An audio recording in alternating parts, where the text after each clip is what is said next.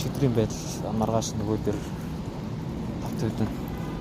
Өрнөжлөлөл дуулаад өчигдөр орой өчигдөр ч ингээл лалрын байсан бол маргааш ч гэсэн лалрын лээ.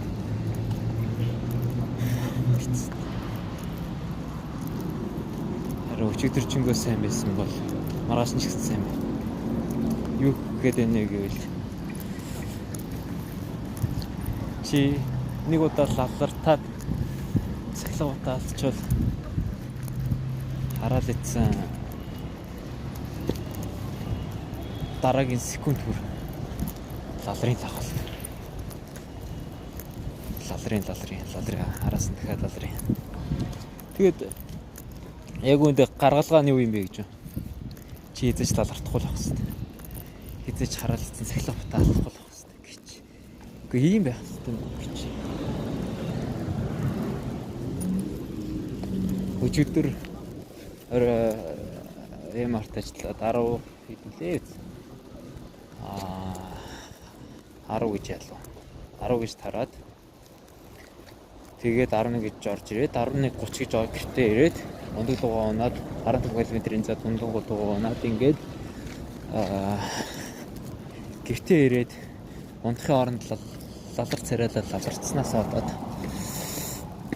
өчтөрөөр 1 гэж унтсан. Өчтөрөөр би лалартаг байсан бол өглөө 8 гэж усаад гүйчих газар ахгүй. Тэгээд өглөө 6 цаг унтсан нойрондоо хүлтээд тэгээд гүйч чадаагүй байхгүй. Тэгээд босоод шууд номын сан руугаа явчихгүй. Бороо орж байгаа нэр идлэр гэртээ бүр хідэн цаг уцхууж хөвтөнгүүтээ 11 гэж гарч байгаа юм заяа. 11 гэж гарангуудаа тэгээд номын сан дээр ирээд бас дахин өхөлтөд лалар царайлж байгаа байхгүй. Үүнээс цааш лалар байлгахгүй тулд хараалаас нэг ч алдаа, нэг цахилгаан бат, нэг ч лалартахгүй байх хэрэгтэй гэсэн үг. Хараалаас нэг секунд гэж та 1 минут, нэг ч цаг чи лалартахгүй байх хэрэгтэй гэсэн үг. Лалрыг дагалдаг байхгүй юу? Лалартахгүй байхын тулд чи лалартахгүй байх хэрэгтэй. Эхнээс дахиад нэг ганцхан л удаа гэжсэн байхгүй. Ганц л өдөр ганцхан минут ганц л удаа гэсэн байхгүй хэвээр. Лалартахгүй байхын тулд чи эхнээсээ л лалартахгүй байх хэрэгтэй.